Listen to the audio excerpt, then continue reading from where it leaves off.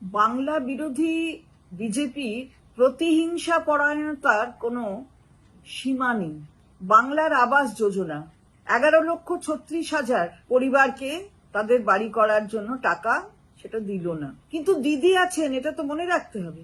আমাদের নেত্রী, এই বাংলার মুখ্যমন্ত্রী মমতা বন্দ্যোপাধ্যায়, তিনি যখন থাকেন তখন কারুর মাথায় ছাদ থাকবে না, এটা হয় না।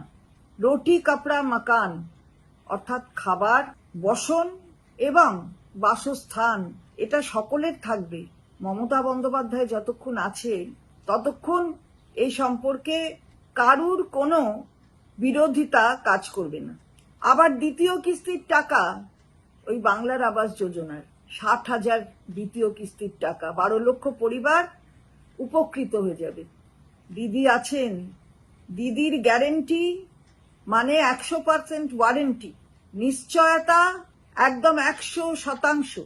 বাংলার মানুষ তাই দিদির ওপর নির্ভর করেন, দিদির ওপর আস্থা রাখেন। বিরোধিতা করে কিচ্ছু লাভ হবে না।